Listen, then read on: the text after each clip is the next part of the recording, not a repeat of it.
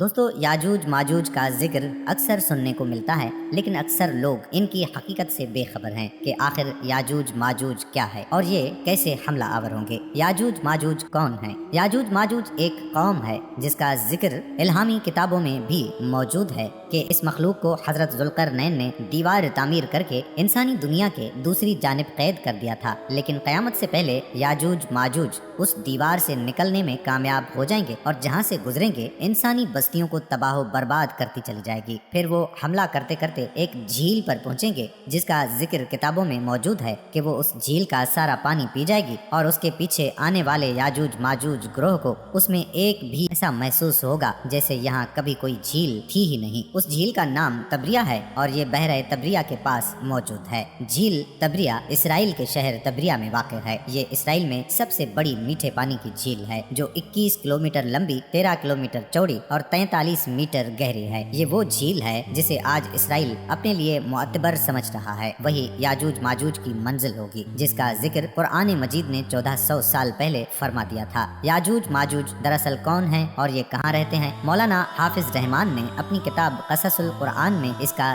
ذکر کیا ہے اور قرآن مجید کی سورہ کہف میں اس کا ذکر موجود ہے۔ ارشاد باری تعالیٰ ہے، یہاں تک کہ جب وہ پہاڑوں کے درمیان پہنچے تو انہیں ان پہاڑوں سے پہلے کچھ لوگ ملے جن کے بارے میں ایسا لگتا تھا کہ وہ کوئی بات نہیں سمجھتے۔ مفسرین اور محققین نے لکھا ہے کہ حضرت ذوالقرنین سفر کرتے وہاں جا پہنچے جو آرمینیا اور آذربائیجان کے نزدیک واقع ہے۔ وہاں دو پہاڑوں کے درمیان سے ایک قوم نکلی تھی جو کھیت تباہ کر دیتی، ترکوں کو بے دردی سے قتل کر ڈالتی اور انہیں غلام بنا کر لے جاتی تھی۔ وہاں کے لوگوں نے حضرت ذوالقرنین سے درخواست کی کہ ہم آپ کو کچھ رقم جمع کر دیں تاکہ آپ ہمارے اور ان کے درمیان کوئی رکاوٹ بنا دیں۔ یہ یاجوج ماجوج تھے۔ قرآن مجید میں ارشاد باری تعالیٰ ہے، انہوں نے کہا، اے ذوالقرنین، یاجوج اور ماجوج اس زمین میں فساد پھیلانے والے لوگ ہیں، تو کیا ہم آپ کو کچھ مال کی پیشکش کر سکتے ہیں جس کے بدلے آپ ہمارے اور ان کے درمیان کوئی دیوار بنا دیں؟ اس پر حضرت ذوالقرنین نے جواب دیا کہ اللہ نے مجھے جو اقتدار عطا فرمایا ہے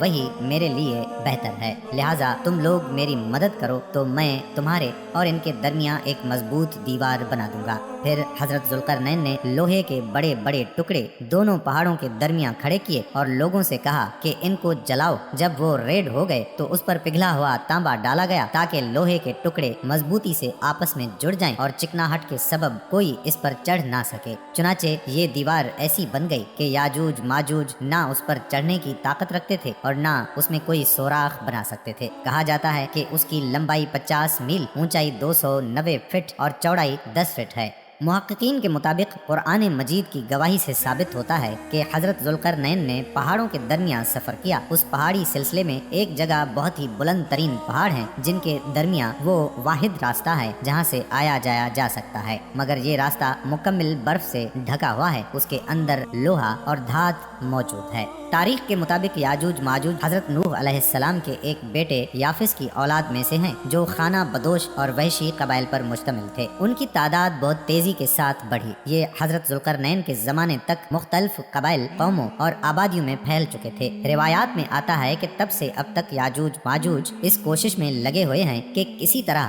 دیوار کو گرا کر باقی دنیا سے جا ملیں۔ یہ روز دیوار کو توڑتے ہیں، جب تھوڑا سا حصہ رہ جاتا ہے اور سورج غروب ہونے لگتا ہے تو ان کا سردار واپسی کا حکم دیتا ہے کہ باقی کام کل کریں گے، مگر اگلے روز دیوار کہیں زیادہ مضبوط ہو چکی ہوتی ہے۔ جب یاجوج ماجوج کے خروج کا وقت آ پہنچے گا تو وہ تمام دن دیوار میں سوراخ کریں گے اور ہر روز کی طرح ان کا سردار شام کو واپسی کا حکم دے دے گا اور کہے گا کہ باقی کام کل کریں گے انشاءاللہ۔ اس سے پہلے کبھی انہوں نے یہ الفاظ استعمال نہ کیے ہوں گے۔ ان الفاظ کی برکت سے دوسرے روز دیوار کو ویسا ہی پائیں گے جیسا چھوڑ کر گئے تھے۔ انتہائی پرجوش ہو کر دیوار گرا دیں گے اور زمین پر پھیلتے چلے جائیں گے، جہاں سے گزریں گے تباہی پھیلائیں گے، مخلوق خدا کو اپنے شر اور فساد کا نشانہ بنائیں گے۔ ان کا پہلا گروپ جب بھاگتا ہوا جھیل تبریہ سے گزرے گا تو صحیح مسلم کے مطابق وہ سارا پانی پی جائیں گے۔ جب آخری گروہ وہاں پہنچے گا تو کہے گا کہ کبھی یہاں پانی ہوا کرتا تھا۔ بحر تبریہ اسرائیل میں تازہ پانی کی سب سے بڑی جھیل ہے۔ اس کا ذکر توریت اور انجیل میں بھی آیا ہوا ہے۔ حضرت عیسیٰ علیہ السلام نے بڑا حصہ اسی جھیل کے ساحل پر گزارا۔ یہاں سے قتل و غارت کرتے ہوئے یاجوج ماجوج بیت المقدس پہنچیں گے اور اعلان کریں گے کہ زمین پر ہمارا قبضہ ہو چکا ہے، اب ہم آسمانوں پر بھی قبضہ کریں گے اور آسمان کی طرف تیر پھینکیں گے جو خون آلود واپس آئیں گے، کوئی ان کا مقابلہ نہ کر پائے گا۔ حضرت عیسیٰ علیہ السلام اللہ کے حکم سے مسلمانوں کو لے کر کوہ طور پر پناہ لیں گے اور عام لوگ محفوظ مقامات پر بند ہو کر اپنی جانیں بچائیں گے۔ دجال کو قتل کون کرے گا؟ مولانا حافظ رحمان نے اپنی کتاب قصص القرآن میں لکھا ہے کہ حضرت عیسیٰ علیہ السلام اور تمام مسلمان مل کر اللہ سے دعا کریں گے کہ ان سے جان چھڑا دیں، پھر اللہ تعالیٰ ان کی گردنوں میں ایسا کیڑا پیدا کرے گا جو ان کی موت کا باعث بنے گا، پوری زمین ان کی لاشوں سے بھر جائے گی، پھر اللہ کے حکم سے بارش برسے گی جو زمین کو ان تمام لاشوں سے پاک کر دے گی۔ یاجوج ماجوج کے نکلنے کا وقت ظہور مہدی علیہ السلام پھر خروج دجال کے بعد ہوگا۔ اس وقت حضرت عیسیٰ علیہ السلام نازل ہو کر دجال کو قتل کر چکے ہوں گے۔ ان کے نکلنے کی ایک علامت بحیرہ تبریہ کے پانی کا تیزی سے کم ہونا بیان کیا جاتا ہے، جس کا حدیث مبارکہ میں ذکر بھی ملتا ہے، اور یہی وہ وقت ہوگا جب قیامت قریب ہوگی۔ اللہ پاک سے دعا ہے کہ ہماری دعا اپنے رحم سے، اپنے کرم سے قبول و مقبول فرما۔